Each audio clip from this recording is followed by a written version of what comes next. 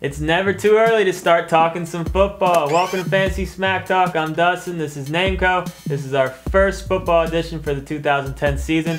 Let's get into some rookies that could have an impact this year, and let's start with running backs and the guy that everyone's going to be drooling over, and Ryan Matthews out there with San Diego. There's a good chance he gets overdrafted in a lot of fantasy leagues, but for good reason. He's probably going to go right into the starting lineup, and he could have a huge year for the Chargers. Next, we got CJ Spiller. Now, if he was drafted by anybody else, I'd like him a lot more, but he's out there in Buffalo. Terrible, probably the worst offensive line in football. He's got Fred Jackson and Marshawn Lynch to compete with. He's basically going to be a poor man Darren Sproles, a specialty back. Don't be reaching for him. If you can get him late, he might be a decent late flyer, but that's about it for CJ. Moving on, we got Javad Best with the Lions.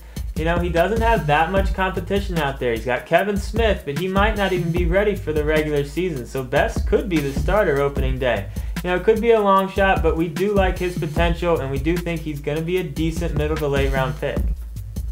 Next, we have Montario Hardesty. This kid coming out from Tennessee was drafted by the Browns. Now, I know what you're thinking. Harrison had a huge end of the year for the Browns, but they're obviously not too sold on him. This kid's the real deal, and he could be the future going forward. They might be drafting him as their featured back. He's a big-time punishing runner. Actually, he's probably a great flyer you can take late because he's not that big of a name. The last guy I got on my list is another punishing runner, and Ben Tate out there with Houston. You know, there was a report that recently came out that Steve Slayton said he is 100% ready to go for the season, so this could just turn into a big mess out there as far as, you know, who's going to be the running back to own. But Tate does have a big upside, definitely someone to look at come draft day. And our last running back we want to talk about is Toby Gerhart. Now, basically what he is, he's the new handcuff to Adrian Peterson. You shouldn't be drafting him for any other reason than if you took AP in the first round. Alright, now let's talk about those rookie wide receivers, and I'm going to start off with this. Historically, it's a tough adjustment from college to the pros with receivers. I know, Randy Moss, he was pretty good. That was a little while ago. That was a long time ago. Let's talk about the guys last year, the big names. Percy Harvin, Jeremy Maclin, Michael Crabtree, all under 800 yards receiving. No one had over 6 touchdowns.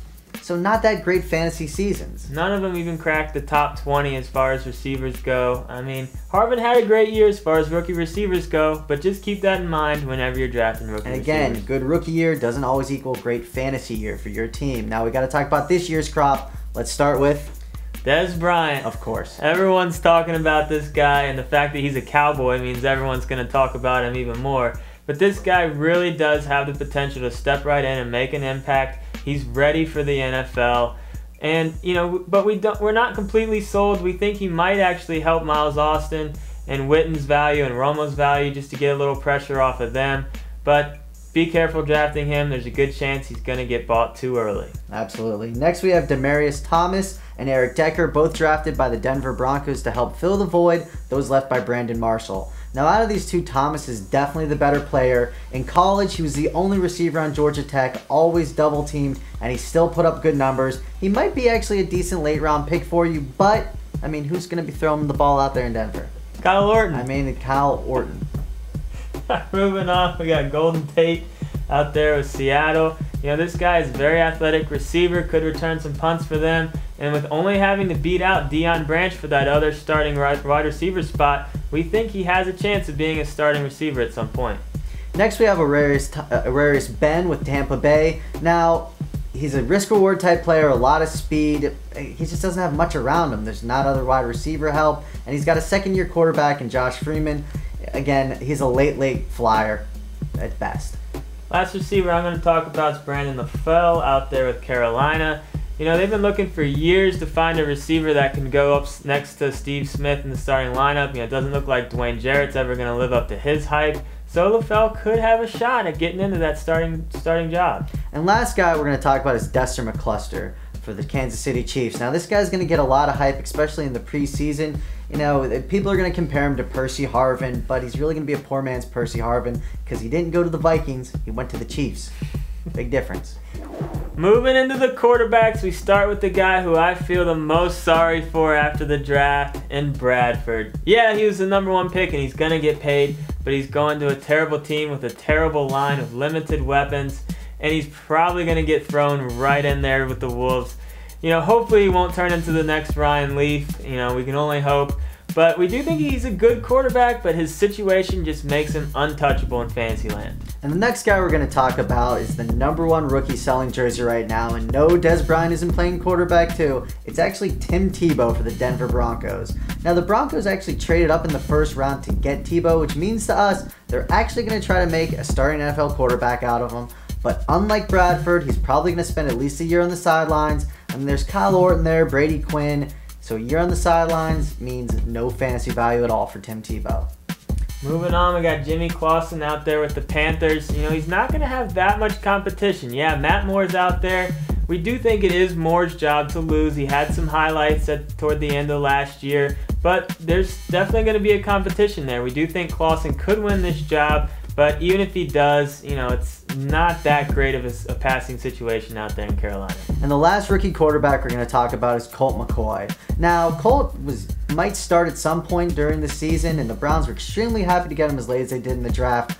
But even if he does start day 1, week 1, or week 7, or whenever it is, you got to remember he's got no weapons, no offensive line. It's just an overall bad team. Yeah, it's not pretty out there. Not fantasy gold. Now, just like rookie wide receivers, rookie quarterbacks normally don't have much fantasy value. And I know what you're going to say. Oh, Mark Sanchez was so great last year. Well, what was he ranked, Dustin? Not in fantasy land, he wasn't great. 24th out of all quarterbacks last year. I mean, Chad Henne, Vince Young, they were all above him. He only had 12 passing touchdowns, 20 picks. True, he got a lot of wins for the Jets and they played well. But if the team of the quarterback wins, guess what? That doesn't really help your fantasy team too much. So stay away from rookie quarterbacks. We say don't draft any of them unless you're in the deepest of leagues.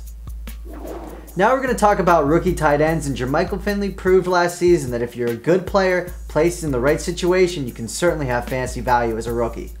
We're going to talk about one tight end for you, and that's Jermaine Gresham out there with the Bengals. You know, they took him in the first round, so obviously they like this guy. He's a big target with decent hands. You know, the Bengals have not had a pass threat at the tight end position in a long time. So this could definitely be a nice thing for the Bengals this year. Who knows how much they'll use him, but we'll see how it all pans out. Yeah, we're not saying he's going to be a lock for like a top 10 tight end, but if you're in a really, really deep league, he might be worth keeping an eye on. Or a keeper league or dynasty league, definitely someone to keep an eye on. So this is our first show for the 2010 season. There'll be plenty more to come, and we got games this year for football. We're going to have a weekly pick'em league and a Survivor League. Should be a lot of fun. We'll definitely have some cool prizes for you guys. I wanted to do autographed pictures, but I got shot down. We gotta have prizes that people actually want. All right, I guess. So that's it for this episode. Stay tuned for many more to come. I'm Dustin. This is Brent. We'll see you next time. It's almost here. It's almost here.